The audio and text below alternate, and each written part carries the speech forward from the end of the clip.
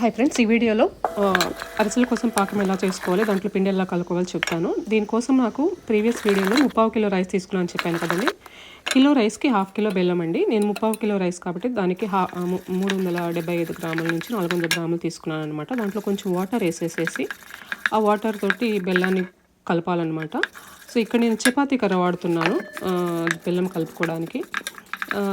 బెల్లం పాకం ఎలా తయారవ్వాలంటే, ఒక పక్కన బౌల్లో నీళ్ళు పోసుకొని ఆ బౌల్లో కొంచెం బెల్లం పాకం తీసేస్తే మనం వేసిన సిరప్ గడ్డలాగా అయ్యి టంగుమని సౌండ్ రావాలన్నమాట. అది చాలా చాలా ఇంపార్టెంట్. ఓకే, సో ఎప్పుడైతే పాకము ఆ స్టేజ్కి వస్తుందని మీరు గమనిస్తారో మంట అప్పుడు తగ్గించుకోండి. చాలా స్లో ఫ్లేమ్ మీద పెట్టుకోండి, ఎందుకంటే చాలా తొందరగా మళ్ళీ చాలా ముదురు పాకం అయిపోతుంది అనమాట. అలా టంగుమని శబ్దం వచ్చిన తర్వాత మీరు ఇప్పుడు నేను చూపిస్తున్నట్టు పిండి పోసుకోవాలన్నమాట. పిండి చాలా ఫాస్ట్గా పోసుకోవాలి. చూడండి నేను ఎలా కలుపుతున్నానో. ఇది కంపల్సరీగా కర్ర అనేది చాలా గట్టిగా ఉండాలండి. ప్లస్ మనము పాకము గుంటగా ఉండే గిన్నెలో పోసుకోవాలన్నమాట, ఎందుకంటే మనం చాలా గట్టిగా తిప్పాలి కాబట్టి.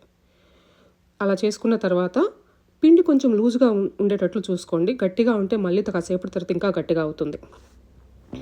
ఇది చాలా జాగ్రత్తగా చేయాలండి. తర్వాత కొంచెం నెయ్యి కలుపుకొని పక్కన పెట్టుకోవాలి. పిండి వేడిగా ఉన్నప్పుడే ఉండలు చేసుకొని అరిసెలు చేసుకుంటే బాగుంటుంది. అలా కాకుండా మీరు కాసేపటి తర్వాత చేస్తారంటే మాత్రం కంపల్సరీగా పిండి కొంచెం లూజ్గా పెట్టుకోండి.